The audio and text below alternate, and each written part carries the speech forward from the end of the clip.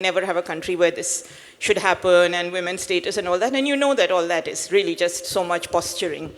So in a sense, we are at a moment where much has been gained and one can feel hopeful, but we are at a moment when the push towards regression to the whatever, to back or whatever is very, very strong. And we are facing challenges from different kinds of things, such as new brands of nationalisms, such as fundamentalism, such as certain aspects of globalization and all of that, which places women, the women's movement in a strange kind of place. So I wondered if you might like to comment on that from your particular perspectives. Mona, would you like to go first?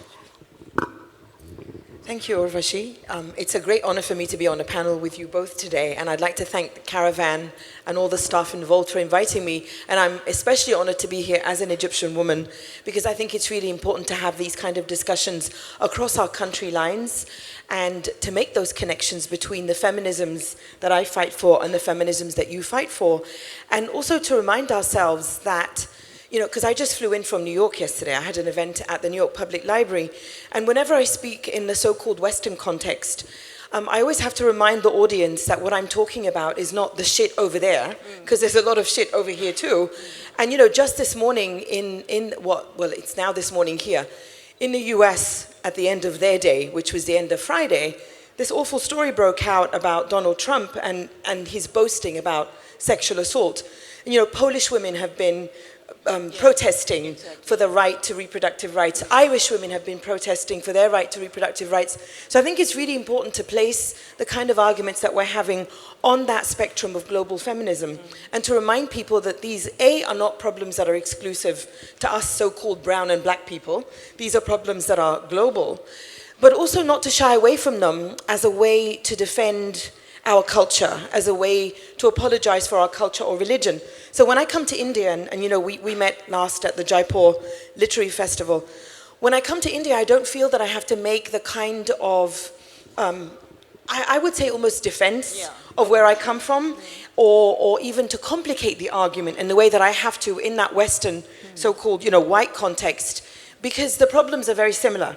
But when I come to India, where I have to make this very complicated and necessary argument, is to remind an Indian audience that these are not problems specific to Muslims. These are not problems where it's Muslim women now who need to be saved. And so when you're talking about your uniform civil code, when you're talking about the triple talaq, when you're talking about issues like modesty. I mean, I'm a Muslim woman who used to wear hijab for 9 years, and clearly I don't anymore. And I'm a Muslim woman who abided by her family's teaching of abstinence and around sex and sexuality. But I'm a Muslim woman now who talks very openly about sex. I'm a Muslim woman now who intentionally talks about sex in a way that many people consider crude, and I'm proud of that crudeness. And so when I'm speaking in an audience like this in India, I remind people that this is a problem that cuts across tribal and religious lines. And that's a really important issue, so that we don't sit there and have these arguments about my religion and your culture versus mine. Yeah, I actually think that we tend to forget that there are different kinds of patriarchies. So the patriarchies of the West have their own lineage and history, and the patriarchies of the global South, whether it's Africa or India or North Africa, have their own history. So as a result, what looks like patriarchy in one context may not look like patriarchy in another context, and our feminisms also therefore look different. So if you take something like how the patriarchies of the West operate, it is a fact that in the US today, there is an actual debate on whether a woman can be head of state. A woman can be head of state. I mean, Hillary Clinton is making world history by potentially being the first head of state, female head of state. And I remember when there was a possibility of a female vice presidential candidate many years ago. I've forgotten her name, unfortunately, Geraldine Ferraro. I remember Time and Newsweek running actual debates on whether what happens when, if she's in her premenopausal syndrome condition and she has to push the nuclear button, can we leave the world in the hands of, this is the kind of debate. Now, so clearly there are ways in which patriarchies operate in different contexts, and there are ways in which feminisms operate in different contexts. Now, it's interesting that you brought up this triple talaq judgment. It's interesting actually that the Indian courts have in the last year in particular come up with some extremely progressive judgments, whether it's the entry of women into Hindu temples or it is triple talaq. However, we will find that the entry of women into Hindu temples is not being owned by the current government, the way in which the triple talaq is being owned. Because the issue of triple talaq has come to stand in for a particular kind of way of producing the Muslim community and exclusively the Muslim community as regressive and patriarchal. As if all other communities in India have well, particularly the Hindu community has sorted out itself, we are progressive, we are modern, get with it Muslims, stop this nonsense. Right? So it fits in very well with that kind of Islamophobic tenor of the current government. And so obviously they will celebrate triple talaq, which by the way, as you know, is fully backed by very vocal and active Muslim women's groups, like the Bebak Collective. Bebak means fearless. So there's the Bebak Collective, there's the Bharatiya Muslim Mahila Andolan. There are very strong Muslim women's voices which are challenging issues like triple talaq, but it's always, their voices are marginalized not just by the patriarchal forces within their community, but by the Indian state, which wants to behave as if it's going to be the protector of Muslim women.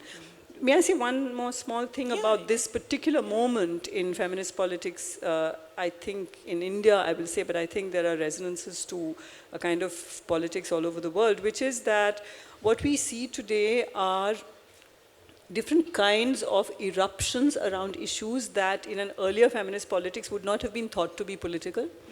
So we will have, for example, something called the Kiss of Love protests across India, which was a protest organized by young people not belonging to any organization, not mobilized by our generation of women's movements activists at all.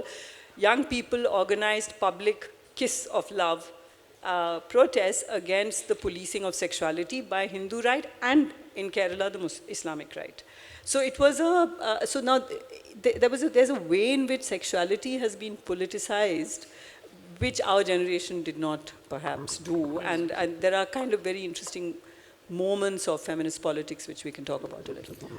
I'd like to add to something that you just said as well. There have been similar protests in Tunisia, in Morocco, in various countries across the Middle East and North Africa, especially after, so there was one where a teen couple had posted pictures of themselves kissing on Facebook, and then they were taken to court. And so there were protests, again, that were organized by ordinary people, not by any NGO or any political party, of people kissing in public to support them. And also people had a kiss-in protest to support a gay couple in Morocco.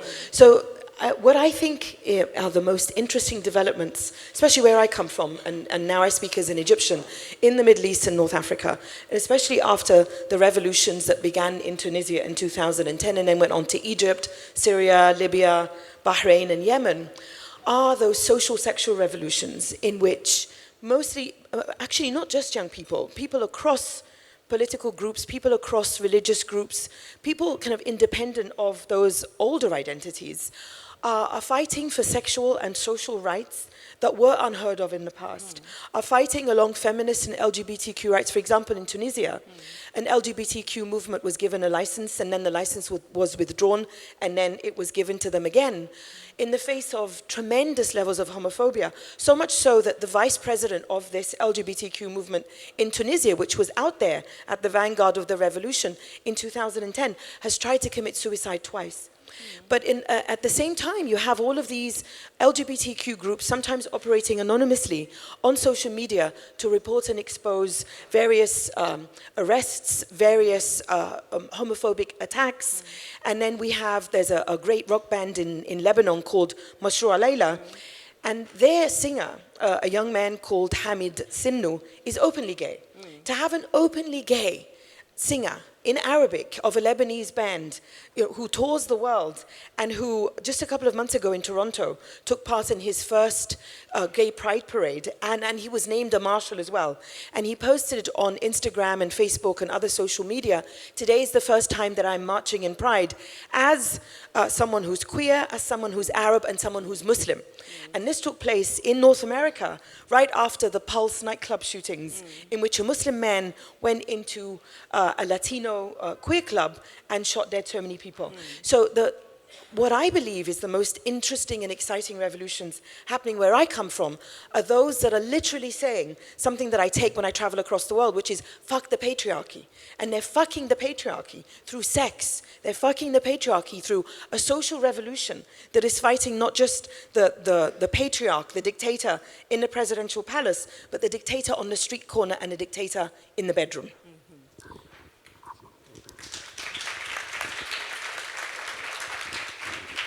Well, I think in many ways, much the same thing is happening here, as Nivedita pointed out. And it's interesting, I was in a conversation with somebody a while back, and an Italian feminist, actually. And she asked, she said, it's very, very difficult for movements in the West to now reach out to young people. And we are talking, the older feminists are all getting older and their ideas are actually quite stultified. But the new generation, there is no new generation of feminists. But I think that's something that's quite different in our countries, because more and more young people seem to be questioning and getting involved and raising all kinds of issues which earlier could not be raised. And you see that particularly also in the LGBTQ movement, but you also see it in very many other places. I mean, in things like Slut Walk, the sort of protests on the metro that have happened in Delhi and so on. Do you want to comment a bit on that? Yeah, I was actually wondering if the feminist you were speaking to, it is possible that she is not recognizing as feminist what young people in her context are doing. Possible, yeah. Because this is something that I think in the global south, the auntie generation of feminists, which I now recognize I have entered reluctantly, kicking and screaming, when you're routinely addressed as auntie and the other day amma, you learn that you have acquired a certain status and you kind of live it. But I think our generation of feminists has we've actually had to think on our feet in a sense, and we know what kind of debates internally we've had about, for example, Slut Walk. And what is interesting about the women's movements, I would have said largely, they're one of the most kind of live organisms on this planet. I mean, women's movements have grown from being women's movements to queer feminist movements. Trans people are part of the movement. There's just a huge self-critical kind of edge. But there's also a continuous worry, which we express and which we are aware of, we meaning now I'm going to say broadly queer feminist movements which are multiple, there are debates, there are Dalit voices in the movement which don't want to call themselves feminist in the same way, because the argument is that our women's movements or our queer feminist movements have been implicitly upper caste or Savarn, and I think these are criticisms we take very seriously, and and when I say we here, I obviously am referring to myself as a Savarn upper caste feminist. So there are all these multiple voices. So if you take that kind of the multiple, sometimes self-contesting, internally contesting voices in a space which is anti-patriarchies, I think one real concern is, have we lost our critique of class? This comes up again and again as an internal question. Have we lost our critique of caste? Do we take class? Do we take class seriously anymore? Has it become mere sexuality? Has it become mere life choices? Has caste replaced class? And I think the fact that this question is alive and well suggests that we have not, in fact, forgotten the class edge. It's true that there are independent movements which are not considering themselves to be part of the women's movement, but which, for example, the plantation workers' women's trade union in Kerala, in the Kannandevan plantations. There's a women workers who bypassed the mainstream unions, bypassed the patriarchal leadership of mainstream unions, and took on head-on the corporate might of the company that owns Kannandevan. And they're also rural Dalit women. So you have this, what do you call that? Do we own up to that as part of the women's movement? Of course we do. So I think, I was wondering if your Italian friend may have been resisting recognizing as feminist different kinds of, because when I look at Europe, I don't see a passive youth. Across Europe, there are students' movements. Across South Africa, of course, there are very powerful students' movements against fee hikes and for free education. It's a radical demand. They're not just saying lower the fees. They're saying no fees. Education is a right. And they were fired upon by the South African government's police. I'm afraid we're seeing this kind of shift from revolutionary regimes to comfortable mainstream regimes too easily, but everywhere there's protests. I think we need to also take on board and own as feminists many of these protests. I think also, to continue from that and to answer your Italian friend, and I know that this is something that we're going to discuss, the intersectionality of feminisms. I think that one of the weaknesses of white feminism, as we've now called it, is that it has focused on a very, very narrow definition. And I think, for me, that point became especially poignant when I was in Bombay last year for the Mumbai Tata Literary Festival. And I was put on a panel with Germaine Greer. Now, if I'd been told when I was, so I'm 49 now, if I'd been told when I was 21, so that's almost 30 years ago, that I would be on a panel with Germaine Greer, 30 years ago, Mona would have been going, fuck yes. But, in the intervening years, I have, long ago parted ways with Germaine Greer. So here I am on a panel with Germaine Greer in Bombay, and she's doing her usual, transphobic, this woman, what's her name? Caitlyn Jenner, and just her general argument about how unless you've had a hairy, smelly pussy for your entire life, you're not really a woman. And I'm sitting there going, Germaine, you can't say that. Germaine, that is, that's transphobic. Germaine, you have to respect a woman identifying as a woman. And the young people in the audience in Bombay were nodding and clapping and, booing Germaine Greer. And I'm thinking, most white feminists or feminists in the West generally have no idea what a vibrant and active and very, very complex feminisms, as you're saying, are taking part in so many different parts of the world. And I was in Johannesburg earlier this year in May, and I met with some of those fallists, as they're called, the Fees Must Fall students. And they're a wonderful, incredible group of feminists, LGBTQ activists, but even within that Fees Must Fall movement, which is fighting for free education, as you said, but also to decolonize education, to remove symbols of colonization, which is ironic to say in a hotel like this, and in places where we have constant reminders of the colonizers. But anyway, so they want to decolonize education, but even within that movement, there are challenges from women. So for example, when some of the women in the fallist movement in South Africa wanted to fight against sexual violence on university campuses, which is a global problem. In the United States, 1 in 4 women are sexually assaulted on university campuses with no redress and no accountability. Some of the men in the fallist movement, surprise, surprise, were not interested in marching with the women. And which is a reminder that just because a man is a revolutionary or an activist doesn't make him ipso facto a feminist. And so some of the women in the fallist movement, decided, fuck you, we're going to protest, even if you don't protest with us. And they held such vibrant and vital protests that in one university in South Africa, classes were shut down for 2 weeks. They effectively shut down their university to fight for sexual violence, or to fight against sexual violence and to fight for justice. And some of the women were protesting either in the nude or in the semi-nude as per their tribal tradition. So some of the Zulu protests, kind of the most extreme kind of sign of anger from a woman would be expressed through nude and semi-nude protests. So even within the movements themselves that seem to be on the face of it, movements of social justice and movements that seem to be representing feminism, even within those movements, women have to reach a point where they tell the men, okay, are you really comrades? Are you going to march alongside us and behind us in the way that we march alongside you, and we will stand up to bullets and we will stand up to arrests. And oftentimes the men disappoint. And this is where, this is where the feminists and the pseudo-feminists are really decided. I think we're at a moment when we can actually, those of us who see ourselves as feminists, can actually see the power of feminism and its transformative capacities.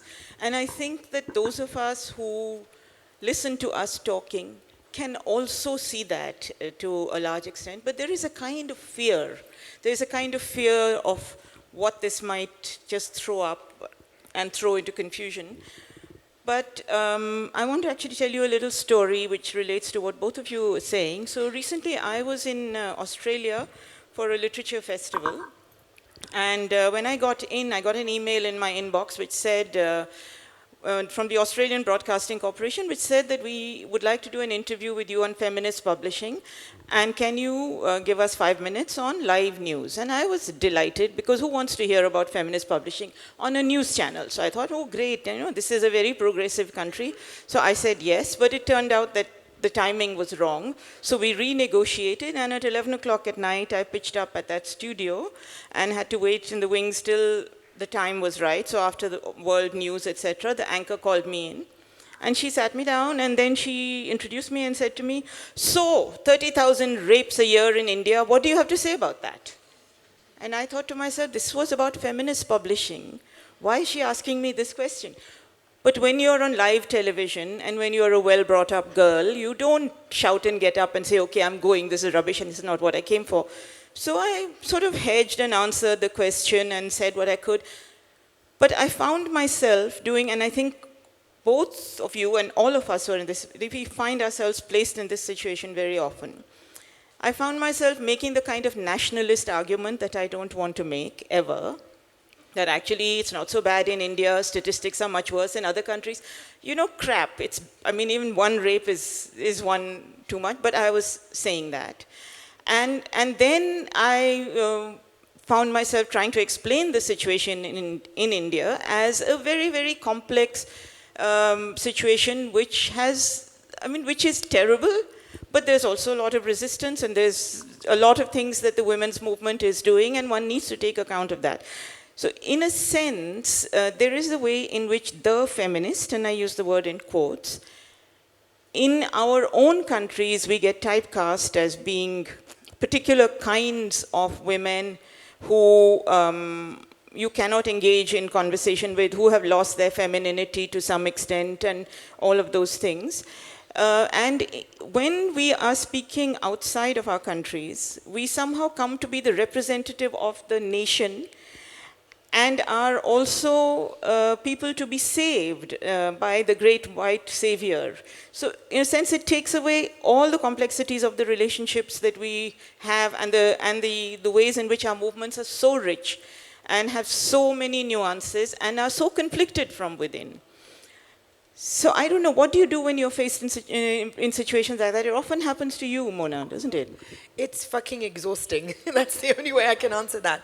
No, because, like I said, I was in New York speaking at the New York Public Library, and I mentioned female genital mutilation, which in Egypt, my country of birth, is a massive problem. It's massive. There is nothing you can say or do to hide it. There is no justification for it. There is no nationalist movement argument to be made for it. It is simply to control women's sexuality. Yes, granted, all countries and all cultures and all religions, and this is practiced, subjected on girls by Muslims and Christians in Egypt, all cultures and religions subject women to control of their sexuality. But then someone comes up to me afterwards and says, well, you should have mentioned the circumcision of boys. And I'm like, fuck that. Why?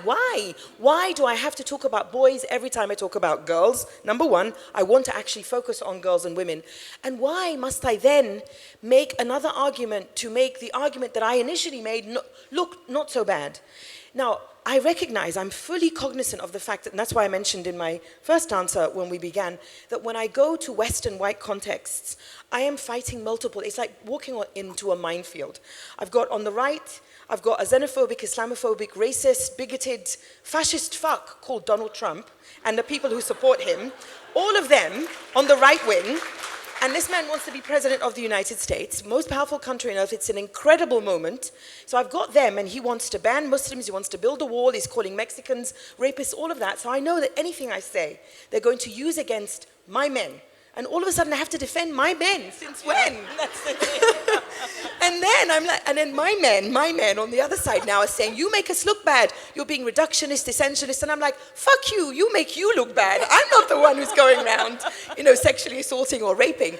And then I've got a left wing of these politically correct, silent types who are acting like they want to defend my culture and my religion from me, a woman that was shaped by that culture and that religion. So I actually got into an argument with a BBC journalist when my book came out, this white man in London who was telling me that he knows this Moroccan couple in which the woman negotiated with her husband to allow her to work by wearing the hijab. And I was like, I'm not going to negotiate for my humanity with anyone. And he was upset that I was calling for revolution, feminist revolution, where I come from. And I said to him, why the fuck are you so upset? You're a white man in London. I'm the Egyptian, I'm the Muslim, I'm the woman, I live in Egypt. It's incredible. So by the time I've told the right wing, the left wing, and the misogynists to shut the fuck up, I have 2 minutes to speak. It's exhausting.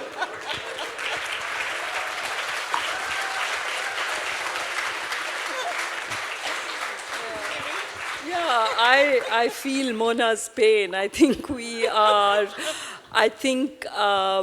almost any feminist from the global south would be constantly in this quandary. Not being a Muslim, I don't directly face Islamophobia, but what happens, exactly the 3 scenarios that she outlined are the scenarios actually that we encounter all the time.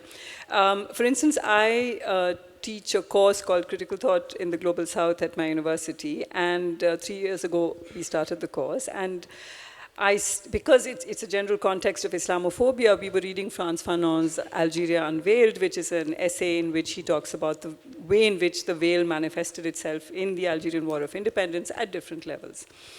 Now, I assumed the context of Islamophobia, but the students in my class were horrified that I was making them read someone I called a revolutionary who was, as they said, defending the veil. These were non-Muslim women who said, but how can you defend the veil? As a result, I produced a whole set of readings that contextualize the veil, that talk about the fact that headdresses and head covering have different and varying histories. They're ungendered. You have Jacqueline Kennedy wearing a scarf, and it was very stylish. So there are different kinds of ways in which headdresses have evolved, and how is it that the Muslim headscarf has become the key way of understanding gender oppression in the world. So that was the purpose of these readings. So for example, you have Nawal Saadawi's reading where she says that the women marching against the headscarf in France were wearing lipstick. And her point, of course, was that, so even Nawal Saadawi, like Mona, was caught in this wave of Islamophobia, and her point was, you have your own patriarchy which commodifies and objectifies you, and we have other kinds, so let's just talk about it in that way. But at the end of that whole class, at the end of the whole year, I realized I'd gone through that whole year without a single Islamic feminist critique of the veil. So in the next class, I introduced a reading by an Iranian feminist, Mojab Sherazad, who makes a very strong critique against enforced veiling. So what I'm saying is that there are ways in which as feminists we recognize that we have to make different arguments at different times, and sometimes, like Mona, you have to make them all simultaneously. I think all of us face that. But often it's very important to stress that when we say tradition and practices which are non-modern, that there are some extraordinarily radical traditions which we need to foreground. So I'm reminded actually of a story I heard about Chandralekha, the dancer. I wrote about it in the book. I was told by a close friend of hers. So Chandralekha was this amazing contemporary dancer, well-trained in classical dances, a feminist. And she was being interviewed in New York and about her work and her dance. And she has always made an argument against this term mother goddess, because she has said that these are fierce female energies that were worshipped on the subcontinent, and why are they domesticated into suddenly becoming mother goddesses? These are fierce, uncontrollable, destructive energies. Anyhow, so she was sitting in, and she had this interview, they were talking about her work, and suddenly it seems the interviewer said to her, Chandralekha, you are now in your 50s, and you have no children. Any regrets? So I'm now imitating the person who imitated Chandralekha for me. So it seems Chandralekha said, my dear, in our country, we worship the goddess as Apita Kuchambal. She said, outlining her breasts in that dramatic Bharatanatyam way, that is, she whose breasts have never suckled. We worship the goddess as one whose breasts have never suckled.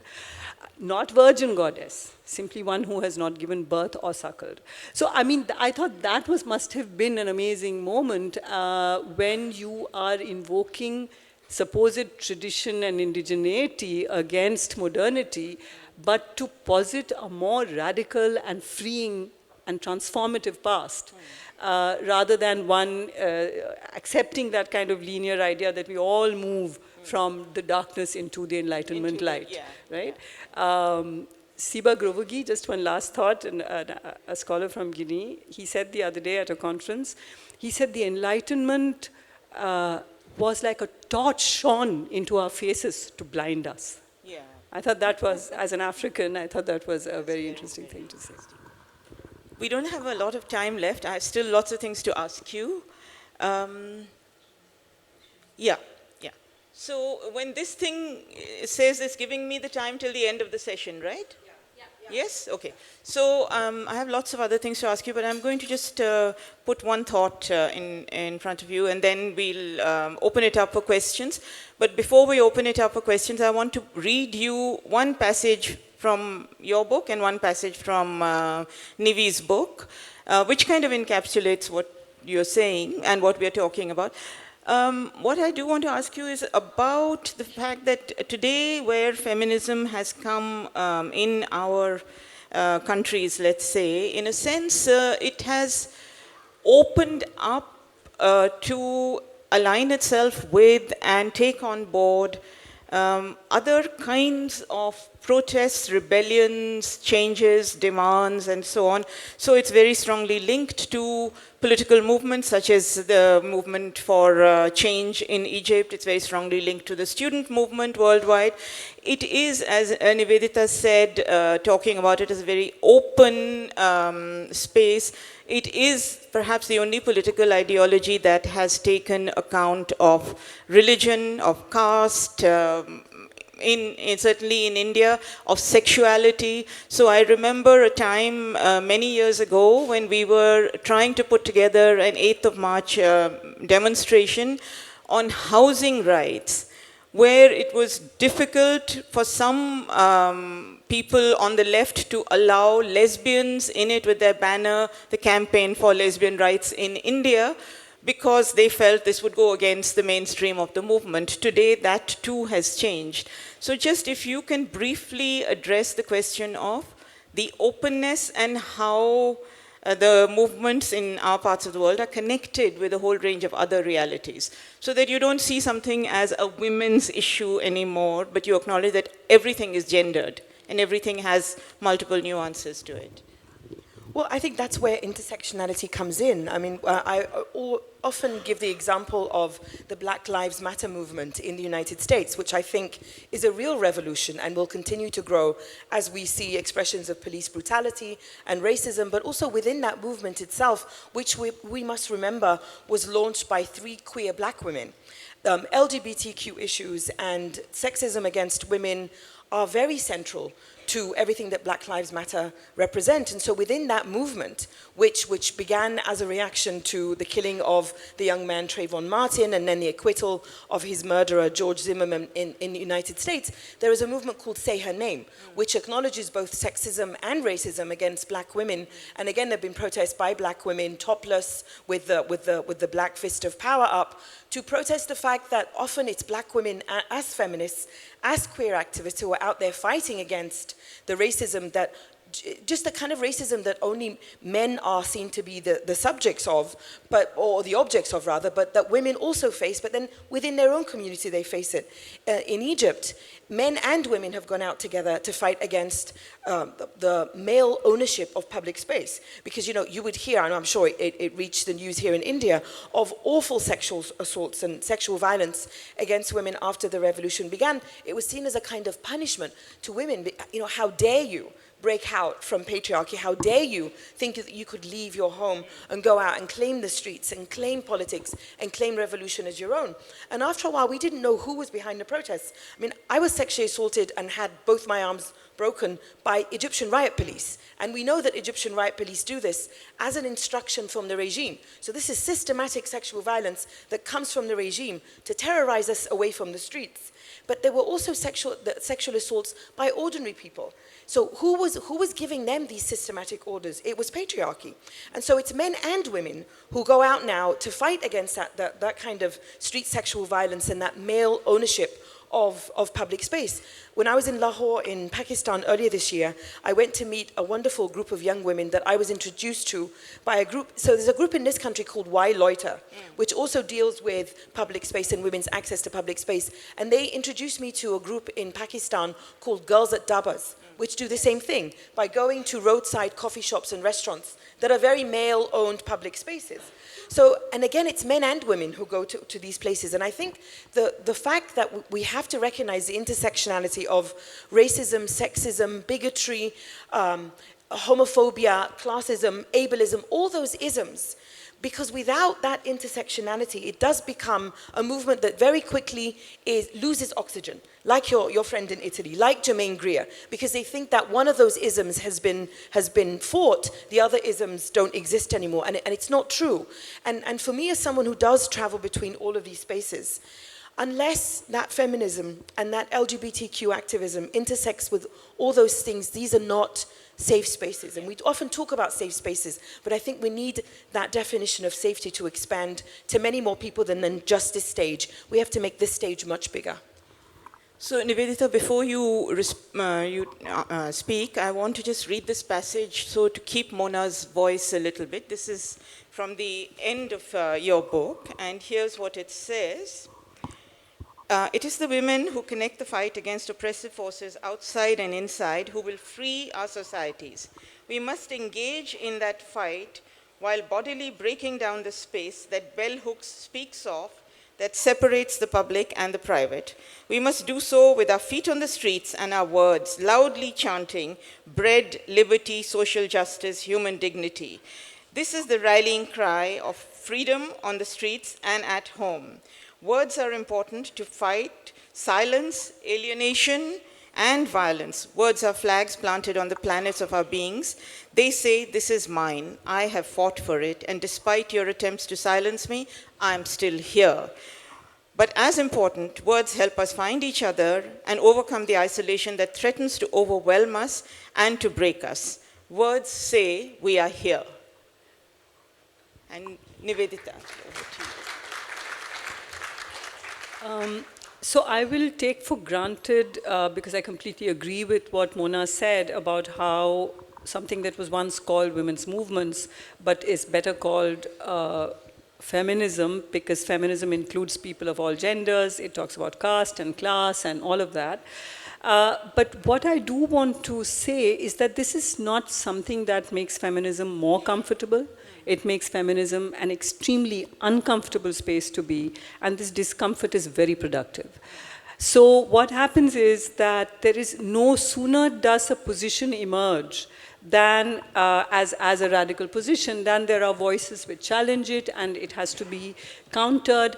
So interestingly, I just heard in Islamabad about this girls at Dhaba's movement. It's not a movement, it's a few women, young women trying to sit, and it draws inspiration from Why Loiter, which is, if there are people in this room who haven't heard of the Why Loiter campaign or the Why Loiter book, just look for it. It's an amazing campaign by Shilpa Farke and Samina.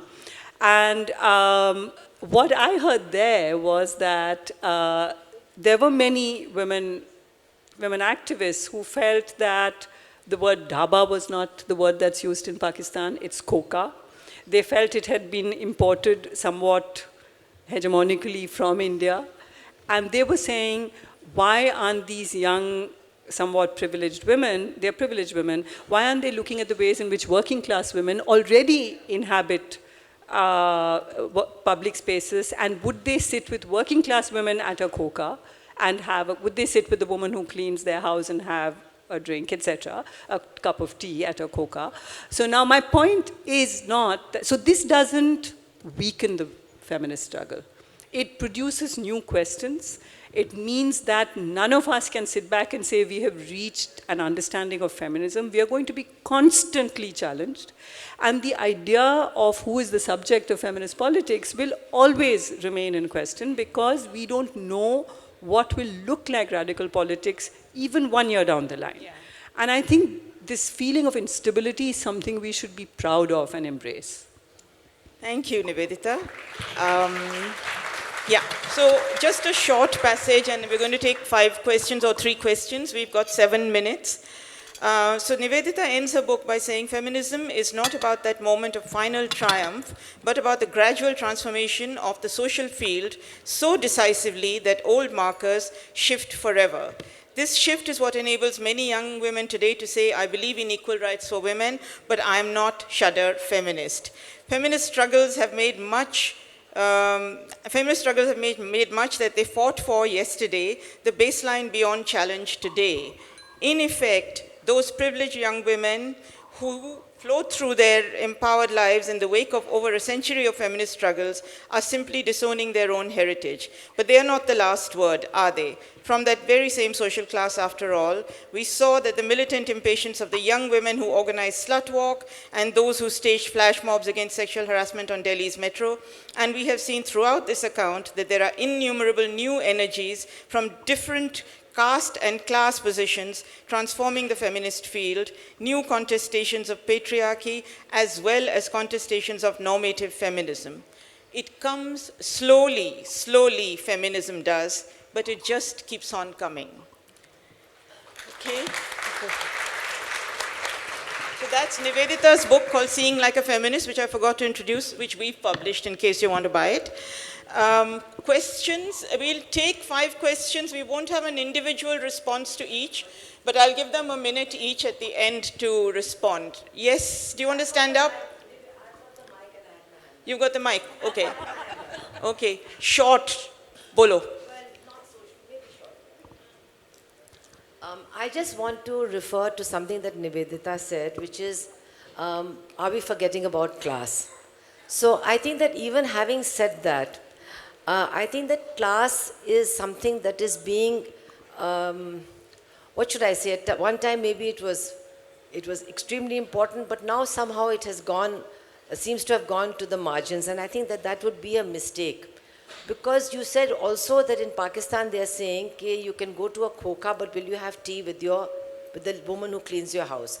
So right now I think there's a very big task that all of us, and I include myself in this family, have to perform, which is bringing together women across classes. Women, of course, of different sexual whatever, that's all important. New voices are being heard, hearing them, giving them space is extremely important. But making the connections with people who are coming maybe from more conservative backgrounds, with more conservative ways of thinking, but who are struggling. And struggling against the ruling class, struggling against corporates, struggling in various ways. I think that those are connections also that are extremely important.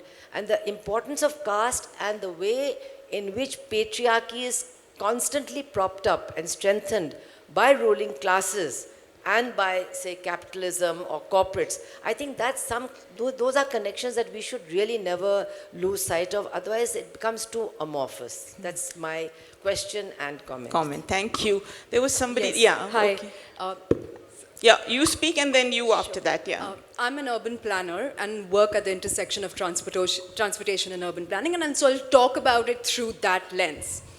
We see 2 distinct arguments or approaches. One is the right to cities, for more than a decade, predominantly through the safety perspective, or maybe not limited. But on the other hand, you find mainstream transportation planning being extremely gender neutral. But however, you find, and I think that there's a big gap, right? Because when we're talking from infrastructure, we are still extremely gender neutral. And how do you then bridge this gap? As someone who's trying to navigate both in thinking about more gender inclusive cities and the provision of infrastructure and services. I don't know, I hope I'm clear or whatever. Somebody from this Hi. side? So my question is in parts. It's actually both for Mona as well as Nivedita. And it is that we're sort of speaking of a dynamic environment where movements for social justice in general and women's movements in particular are sort of, they're undergoing a conspicuous change. And seen in the context of the Hindu society in general and the right wing in particular, we're looking at a sort of increasingly vocal criticism of, say, Savarna privilege and the Hindu patriarchy. In that context, while respecting and recognizing that anti-Muslim bigotry is becoming the order of the day in India, owing to a right-wing government, do you think it is also unfair and slightly outdated to club all criticism of Islam in general and the veil in particular as Islamophobic? That's my question. I can only take one more because we've got 1 minute and 15 seconds left. I'm sorry, I can't see at the back otherwise. Yes, please. Ma'am, I'm a Kashmiri Muslim woman, and while I listen to you, your feminism is definitely different from my feminism, because the movements that we face, our movements are not concerned, like if I talk about my right to open my hair, I will obviously sideline and say that you have a bigger part of a movement. The sorry fact is that I'm 21 years old, and since 21 years I'm facing this movement and my voice is being submerged because there's a bigger movement. We are not talking about the real feminism issues that we have in Kashmir.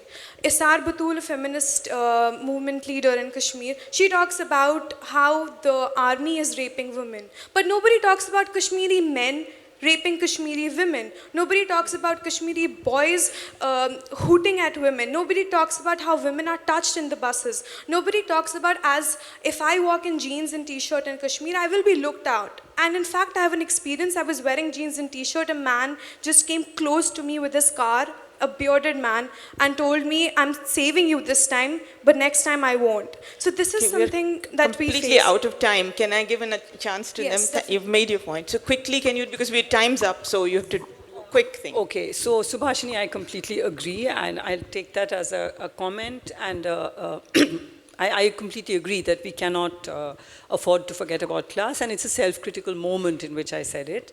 Urban planning, again, your comment was very interesting. I'm taking it actually as a comment rather than a question, because I think you're making a very important point about right to cities through the safety perspective versus what the Wildlighter people would say, Shilpa Phadke and others, the right to cities through the risk perspective. Yeah. And when you say that as feminists we demand to experience risk with all possible caveats, then what we are demanding is well-lit streets, public transport, and a recognition that public transport cannot afford to be gender neutral. So I think that was a very interesting point you raised. Savarna privilege is challenged, the person said, especially by the Hindu right. Not really. The Hindu right does not challenge Savarna privilege. There are two kinds of strands of Hindutva. One is the Savarkarite perspective, which is annihilationist of caste, because Savarkar wanted to consolidate the Hindu community by eliminating caste, but that is not the dominant perspective today. The dominant perspective today is that the Hindutva politics cannot deal with Dalit identity. Una is an example that even when their own Hindu nationalist project is at risk, they cannot bring themselves to absorb Dalits. That is a fact. Now, is all criticism of Islam Islamophobic? I will tie up with the last issue. No, all criticism of Islam is not Islamophobic, but there is such a thing as the politics of location.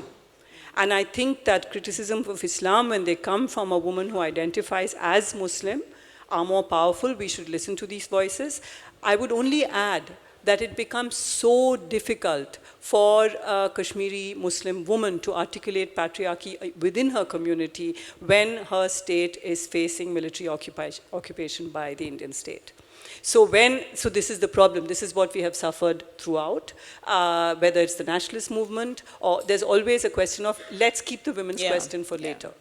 And it will take a very important initiative, initially outside of all media glares, outside of all cameras, to build a critique of patriarchy into movements in Kashmir, and that will have to happen very quietly on the ground. And I don't think that in this climate, simply articulating this is very easy. I actually congratulate you on your bravery, but it is very difficult to do. Can I respond very quickly? Thank you for your points, Nivedita, and I agree with everything you've said, and I'd like to add things that are perhaps off the scale a bit. So for the woman asking about urban planning and safety and all of that, my answer to all of those initiatives in which, for example, where I come from in Cairo, there are women's only carriages in the metro, and all of these initiatives about women's only buses and all that, and that is not the solution. I would like to go to the other end of the scale, and I would actually like people to consider a curfew for boys and men. As crazy as that sounds, in some countries that has been suggested and implemented. In Bogota, Colombia, for example, an anarchist left-wing mayor actually he instituted 1 day a month, I think it was, in which boys and men were not allowed to leave the house after 7 p.m., and the cities were for girls and women. And lo and behold, acts of violence, acts of sexual violence, and acts of rape, wow, went down. So I would actually like to implement 1 day a week, at least, in which boys and men stay home and the cities belong to us. And I would also like the various governments that sit there and think about gender safety and gender access to space and all of this. We need more campaigns that teach boys and men to not assault women, whether in the house, on the street, on the bus, in the metro. Instead of teaching women how to be safe, how to dress, how to not drink, what time were you out at night, all of this, start putting the teaching and all of the instructions to the boys and men. I agree with your point about not all criticisms of Islam are Islamophobic, but I would like to say this: in a country like India, in which you are a Hindu majority country, right? Yeah, absolutely. So I would like to ask you where the power lies. Where is the power when you make a critique like that? Are you punching up or are you punching down? If you are punching down, then you should shut up. And get someone from that minority group, as Nivedita said, to criticize. I'm a Muslim, and I openly criticize my religion, and I openly criticize my co-religionists. But again, when I'm in the United States, and if I get some white Christian fundamentalists who wants to do that, I remind them that they're the Christian Brotherhood, and you have a Hindu Brotherhood here, and there is a Jewish Brotherhood, and there is a Buddhist Brotherhood, and all of those brotherhoods are more interested in criticizing other people's brotherhoods so that they can tell their own women, shut up, you have it good, look how bad it is over there. And my message to all those brotherhoods is they should shut the fuck up and stop obsessing about my vagina and stay out of my vagina unless I want you in there, because all of those brotherhoods are obsessed with women's bodies and women's vaginas. And to the woman over here asking about Kashmir, I feel your pain exquisitely. This is why I said it's exhausting to do this kind of work. And it's always women who are told to wait. And it's always women who are told, don't you know it's much worse for X, Y, and Z.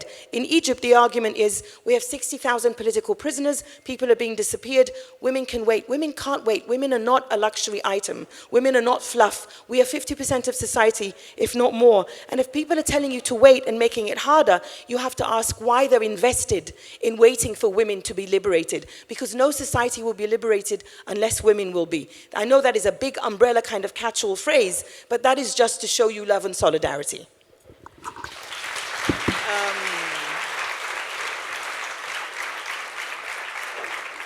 Friends, let me just thank you on behalf of the panelists who have, I'm sure you'll agree, been great. There is just so much to talk about and so many things to discuss, not enough time. I want to thank Caravan for at least making a beginning, and want to thank all of you for listening.